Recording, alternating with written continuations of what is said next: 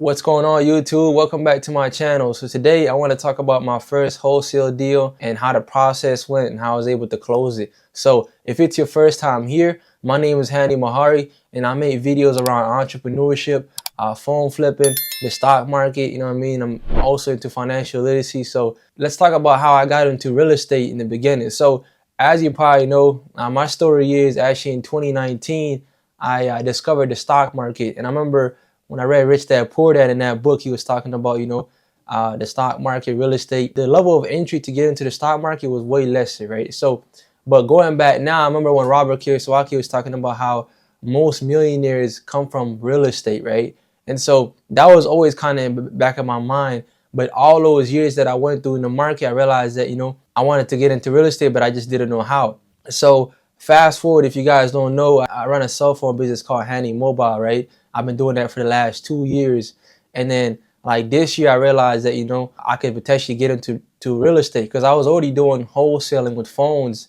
That was already kind of happening. So I'm like, okay, let's give real estate a shot. Let's see if we can actually do this. You know what I mean? And I was seeing people actually make money with real estate. I was seeing guys like I was reading a lot of books, guys from like Stephen Arnio. You know what I mean? He was talking about how he became a millionaire through real estate, right? So there's different guys out there. Maxwell, who's another wholesaler. I'm seeing guys like make like 30K, 40K off wholesaling. So I'm like, you know what? Why not give this thing a try and see if I could do it? So how I got into it literally was, in the beginning, of course, you don't know where to start. So I had to literally go out there and, sign up for a course. So I went through the course route. I bought me my first course. I got into that course and it was very like fundamental stuff. I was learning about like, ARVs, how to find deals, how to map out properties, what to look for and X, Y, and Z. And I went through that course, but I realized, it was just self-explanatory. So I'm like, okay, let me go out there in the field. Let me see if I can find something. So then I'm like, you know what? It's very complicated in a sense where if you don't really have somebody hands-on, it's very tough in this business, right? So I'm like, okay. So then I went on social media, then I found me a coach, right? This guy was already, working with a lot of different people. He's a former head coach at Blackheart University. My guy, Bryce Kaminsky, shout out to him. So yeah, man, I messaged him, I'm like, I want to get into real estate, where should I start? And he was like, let's do it, man. You want to get into wholesaling? I'm like, yeah. And so he helped me get into real estate. And then, he just kind of just gave me the breakdown, where to find houses, how to get leads. And so pretty much how I got my first deal was I was literally dropping flyers, man.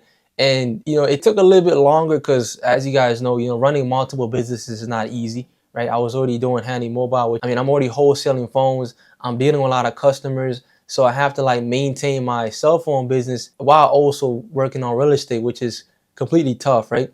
But I'm like, you know what? It's a challenge for me to see if I could really do this business and see if I could get my first deal. So right away, I went on the field and I just started dropping flyers. I was like, there was days where I was literally dropping like 2,000, or so flyers. And sometimes I was dropping like 500 in a day, 600 in a day, consistently doing that over time. And I was getting a bunch of phone calls, you're getting a bunch of phone calls left and right. And then, one day, this is true story. One of my customers that I was already dealing with previously before in the past, he comes to me, he's like, you know what? And typically before when I was just in the phone business, I never really asked my customers about, what they do and, like you also do other things, but this time when I got into real estate, I started asking more questions because at the end of the day, you got to realize in this economy, people have a house, people have phones, people have different devices they want to sell, right?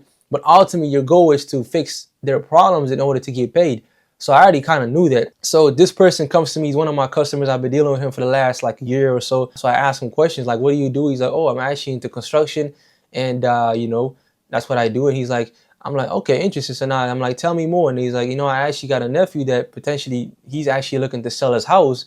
Maybe if you want to buy that house, let me know. I'm like, okay, sure, man. Why not, man? If the deal goes through, I'll give you a referral fee. You know what I mean? Because if he helps me out, and I got to help him out too. So pretty much he gave me his contact and then I messaged him and then he was looking to sell his property. But the thing was, this property was like in the dead zone. Like it was not in the best location wise. So I go do my numbers. I get the comparables. It was somewhere like on Alexander, right? So not the best, location wise. We get the ARV and the after repair value, and it comes out, it was like in the 200 range. So I knew there was 175 to 200. So I'm like, okay, there's a potential in this property. but let's see how much work it needs. So I go look at the property. I book an appointment with the seller. We go check it out. And it looked very interesting, but it needed a lot of work, right? So there was a lot of potential to it. So like whenever you're wholesaling properties, ultimately your goal is to buy properties that are like run down, right? That are distressed. You don't want to buy something that's perfect. So I knew that, okay, there's a potential here if we can get this thing under contract and potentially, you know what I mean, sell it to another investor who's a cash buyer, right? We talk about it, but the guy was not looking to sell his property right away. He was trying to get more for the house. And, you know, I was like, you know what, we can't buy this property here.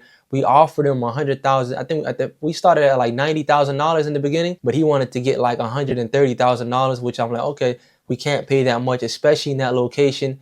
You know, it just won't make sense, you know, and it needed a lot of work as well too, because it wasn't fully done. You know, he did the flooring, but you know, it was incomplete. Like the job was not done. You know what I mean? It needed at least another like 10K or 20 into the house to fix it up, right? I'm like, it's all good. You know, I'll go back to more dropping flyers and finding other deals to see if anything comes up.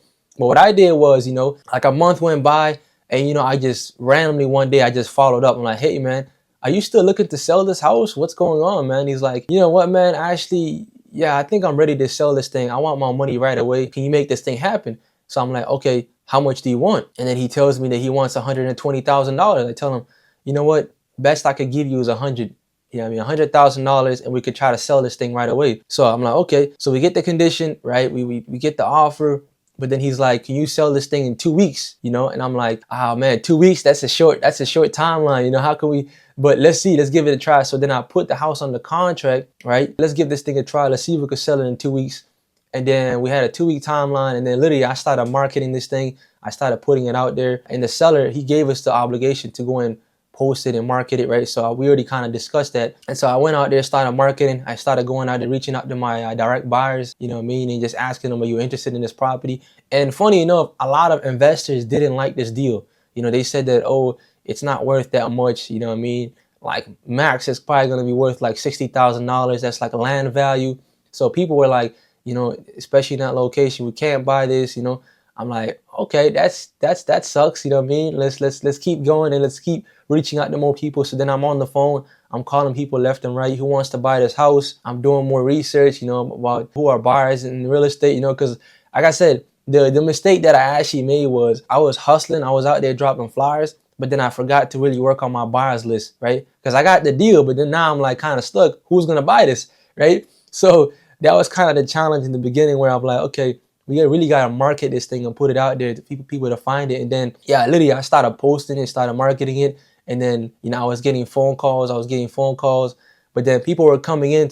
I started doing a showing for the house. People were coming in left and right. But there was a lot of people that were wasting time. You know how in real estate, people just don't have their finances. They don't have their money lined up. So they're just coming in to look at the house, but they have nothing in place. So there was a lot of that, especially in the beginning. And so, you know, we made it happen. So say after like a week, nothing was going on. We didn't have no serious buyers. So literally the last week of the closing date, you know, we come through and then, you know, we had nobody to buy it. So now we're at the last week. So the agreement was with the seller that he said that if we don't get this thing sold within 2 weeks, he's going to go back and post it on the MLS for like at least 140. That's how much he really wanted. So I'm like, okay, all good. Let's go find this cash buyer for you, man. So we started doing more research, started contacting more people. And then literally within the last day of the closing date, we find an investor, someone that wants to buy this deal. And they come on board and they ended up taking the contract. And, you know, like I just couldn't believe it. You know, like after the last day, literally when the closing date is about to go, then we find a buyer and someone that wants to buy it. And then, yeah, we wrote it up. You know, I put my name on the contract. I got that check and, you know, it felt good. You know, it felt good to get that check, you know. But the reason why, like, it felt so good is because all the hard work, all the things that you had to put in, you know, all the flyers that I had to drop, the people that I had to contact, you know, that really just shows, like, what's possible, you know. Like, ultimately, if you put in the work, if you just go out there, contact people, if you just do the things that you're supposed to do, you're going to get results. What happens a lot of times is that people don't want to do the work and they expect to see some type of results, which it doesn't work like that. I've just realized, especially now with business, like if you don't go out there, even on days when you don't feel like doing it, if you don't do it, then nobody's going to come there and give you anything. Like you have to go and take it. You know what I mean? You got to go provide value. And ultimately, when we're wholesaling, we're problem solving at the end of the day, right? We're helping the seller, sell his house. At the end of the day, he was going through some issues, right? He was going through problems. You know, he knew that he couldn't sell this house and he wanted money right away, right? Because the job was unfinished, right? The house needed work and he didn't want to put $30,000 into the house, which he could, but if he puts $30,000, now he's losing more money on the property. So if he can sell it, so ultimately we bought the house for $100,000 and I ended up selling it for $7,000, which is 107. $107,000, right? And that was my wholesale fee, which was $7,000, right? And you know, it's a good start, you know, for my first deal, you know, knowing that, you know, the amount of work that went into it, you know, to be able to let me know that, you know, this is actually possible, like making money is actually possible with wholesaling. It was a great testament, man. And the thing too with wholesaling, you're literally putting $0 into the deal, right? I didn't have to invest no money into this, you know what I mean? Literally, it was just all I did was write up the contract, you know, and I sold it to an investor, right? So literally it's like zero money down. So what is the risk? You can't really, there's really no risk at all, you know, compared to like when I'm in the phone business, I got to invest like $5,000, $10,000 to go make like 5K, 6K, you know, like now you're looking for a return of investment. But with wholesaling, literally, it's just zero money down, and all you're really waiting for is just to get to find a cash buyer. But the process of like finding the house is where it's really tough. You know, you got to go out there. You know what I mean? You got to work on your lead generation. You got to go out there, drop flyers, and you know what I mean, advertise, and that's what you really got to do. But ultimately, man, this business model really works. You know, real estate, I feel like it's definitely, you know, something that I'm gonna keep pursuing. I feel like I was already kind of good at talking to people, so you know, being able to leverage those skills to use that into real estate and being able to talk to people. Because one thing about me, I'm not afraid to go out there and get a bunch of people and tell me no. You know, rejections is part of the game. I've just realized over time, like, people are gonna say no to you, but it's about how you overcome the no's. And you know, like Chris Voss talks about, you know, when you get a no, it's actually the beginning of the negotiation. When somebody says no to you, you just gotta keep going and keep finding deals. And so, you know, that's kind of my little story about how I made $7,000 wholesaling real estate. It's just a great testament that anybody could do this, but like I said, you gotta be willing to put in the work, right? The time and the commitment, and you know, anything is possible, man. So if you're your first time here, make sure to subscribe to my YouTube channel. I'm gonna be doing more videos about my story, about my journey, about how I kind of started in real estate investing, the phone business. I'm also into the stock market as well too. I'm heavy into like financial literacy, so different things that I'm also really into. So make sure to subscribe and stay tuned for the next video. We out.